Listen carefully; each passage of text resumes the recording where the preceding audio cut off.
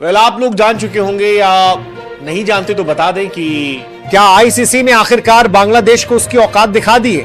क्या बांग्लादेश को बिल्कुल साफ साफ बिना किसी शक और बिना किसी बहाने के ये कह दिया गया है कि भारत आओ, मैदान में उतरो और क्रिकेट खेलो, वरना बिना खेले ही पॉइंट्स गंवाने के लिए अभी से तैयार रहो।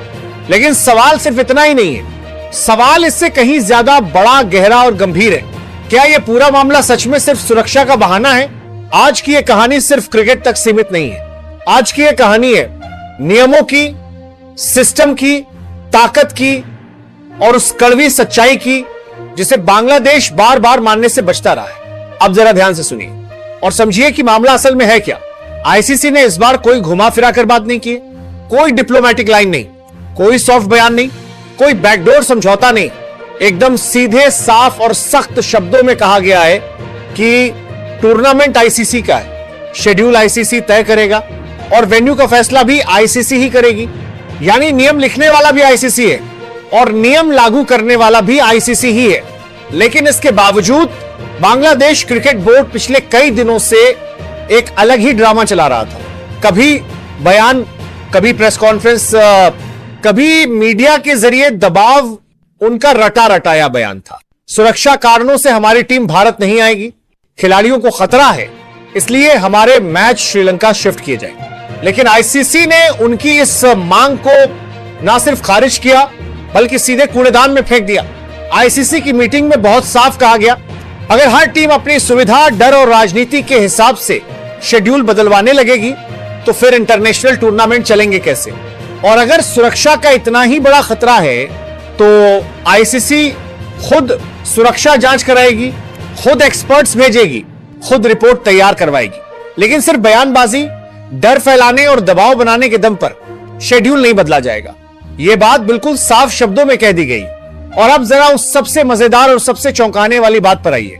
जिस भारत की सुरक्षा पर बांग्लादेश सवाल उठा रहा है, उसी भारत ने इससे पहले पाकिस्तान जैसी टीम को भी पूरी सुरक्षा दी है।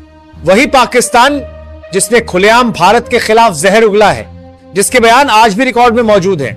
फिर भी भारत ने खेल को खेल की तरह लिया, मैदान दिया, सुरक्षा दी और किसी तरह का भेदभाव नहीं किया। भारत में क्या कुछ नहीं होता।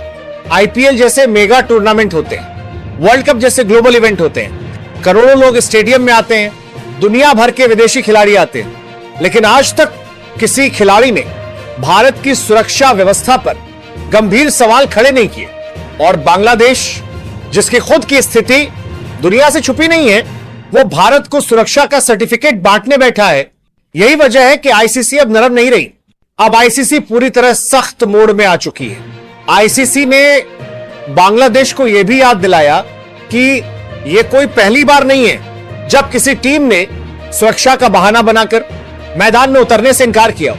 साल 1996 का वर्ल्ड कप आज भी आईसीसी के रिकॉर्ड में दर्ज है। जब ऑस्ट्रेलिया और वेस्टइंडीज ने श्रीलंका जाने से मना कर दिया था, तब आईसीसी ने क्या किया? क्या शेड्यूल बदला? नहीं। क्या किसी को मनाया? नहीं। सीधा फैसला हुआ, वॉकओवर, और उसी वॉकओवर के दम पर श्रीलंका आगे बढ़ी और आखिरकार वर्ल्ड कप भी जीत गई। मतलब बिल्कुल साफ है, नियम तब भी वही थे और नियम आज भी वही हैं। फर्क सिर्फ इतना है कि तब बांग्लादेश जैसी टीम आईसीसी पर दबाव बनाने की स्थिति में नहीं थी। आज अगर बांग्लादेश यह सोच रहा है कि आईसीसी उसके लिए पूरा टूर्नामेंट पलट देगी, तो यह उसकी सबसे बड़ी, सबसे खतरनाक गलतफहमी है।